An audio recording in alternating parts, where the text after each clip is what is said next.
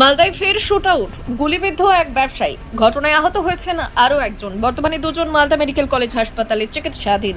জানা গিয়েছে গুলিবিদ্ধ যুবকের নাম চিন্ময়ী বারুই। অন্যদিকে ঘটনায় আহত এক যুবকের নাম প্রসেনজিৎ মোদি। তাদের বাড়ি গাজল থানার হরিদাস। বৃহস্পতিবার গভীর রাতে ঘটনাটি ঘটেছে মালদার গাজল থানার রশিদপুর এলাকায়। জানা গিয়েছে তারা দুজন গাজলের আলাল এলাকায় একটি মদের দোকানে কাজ করে। মদের কাউন্টারের কালেকশনের টাকা নিয়ে মালিকদের বাড়ি যাওয়ার সময় রশিদপুর এলাকায় তিনটি মোটর বাইকের 6 জন এসে তাদের পথ আটকে ধরে বলে অভিযোগ। এরপর মদ বিক্রি করায় প্রায় লক্ষাধিক টাকা ছিনতাই করে বলে তারা অভিযোগ। বাধা দিতে গেলে প্রথমে মারধর করা হয় এবং পরে তাদের লক্ষ্য করে গুলি ছোড়া হয় বলে অভিযোগ। গুলিবিদ্ধ হন মোটর বাইকের পেছনে থাকা চিন্ময়ী বারুই। তার পিঠে গুলি লাগে। ঘটনায় আহত হয় প্রসেনজিৎ মোদি নামে আরও একজন। পরে খবর পেয়ে গাজল থানার পুলিশ ঘটনাস্থলে পৌঁছে তাদের উদ্ধার করে প্রথমে গাজল প্রাথমিক স্বাস্থ্য কেন্দ্র এবং গভীর রাতে মেডিকেল কলেজ হাসপাতালে নিয়ে আসে। পুরো ঘটনার তদন্ত শুরু করেছে পুলিশ। দেখুন, দুষ্কৃতকারীদের কাজ দুষ্কৃতকারীরা করছে, আর প্রশাসন কঠোরভাবে সেগুলোকে রোধ করছে। এটাই সরকারের নীতি। এখন সমাজ যখন আছে, দুষ্কৃতকারীরা থাকবেই এবং তারা তাদের অপরাধ করার চেষ্টা করবে। আমরা প্রশাসনিকভাবে চেষ্টা করব যে তাদেরকে দমন করার।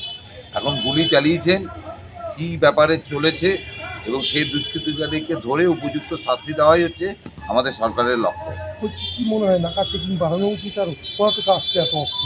দেখুন, ভারতবর্ষের যা পপুলেশন, সেই পপুলেশন অনুযায়ী সেই কোনো রাজ্যেই বা কোথাও সেই অনুপাতে পুলিশ বা প্রশাসন নেই, পুলিশ নেই। সুতরাং মানুষকে সচেতন হওয়া দরকার আছে। এইসব প্রশ্রয় যদি হয়, পুলিশকে ইনফরমেশান দেওয়ার দরকার আছে। পুলিশের কাছে যত ইনফরমেশান যাবে, পুলিশ নিশ্চয়ই ব্যবস্থা নেবে এবং মানুষ যতদিন সজাগ না হবে, মানুষকে সজাগ হতে হবে। সেই সজাগ হলে, পুলিশকে ইনফরমেশান করলে এইসব দুষ্কৃতিরাজ বন্ধ করা সম্ভব। মালদা জেলার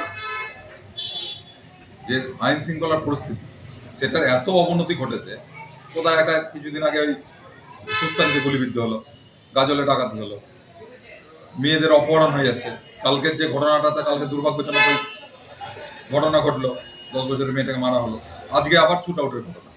স্বাভাবিকভাবেই মালদায় কিন্তু পুলিশ প্রশাসনের উপরে মানুষের আস্থা উঠে যাচ্ছে এবং পুলিশ প্রশাসন একটা প্রশ্নের মুখে কিন্তু পড়ছে, এদের দ্বারা সাধারণ মানুষের নিরাপত্তা সুরক্ষিত কিনা।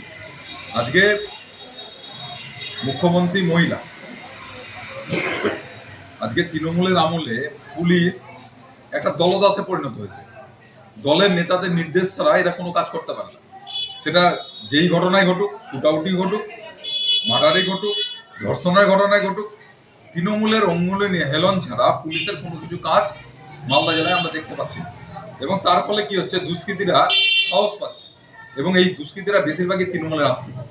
তারা সাহস পাচ্ছে এবং সাহস পেয়ে এরা ভাবছে এখানে আইন শৃঙ্খলা নেই, কিচ্ছু নেই, আমাদের কিছু হবে না। স্বাভাবিকভাবে তারা এই দুষ্কর্মগুলো করছে এবং পুলিশ একটা নির্বিকার ভূমিকা পালন করছে। এতে সারা জেলার কিন্তু আইন শৃঙ্খলার পরিবেশ ক্ষতিগ্রস্ত হচ্ছে। এটা অবিলম্বে আমি এসপি সাহেবকে আপনাদের মাধ্যমে জানাবো যে এটা স্ট্রিক্ট ব্যবস্থা নেওয়া এবং আইন শৃঙ্খলাটা যাতে সঠিকভাবে থাকে। তৃণমূলের নেতাদের পরামর্শ নেওয়ার ওনার দরকার নাই। উনি একজন আইপিএস অফিসার, উনি নিজে যথেষ্ট বোঝেন, ট্রেনিং নেওয়া আছে, তিনি এইটা নিয়ন্ত্রণ করুন। ব্যুরো রিপোর্ট, উত্তরের প্রহরী।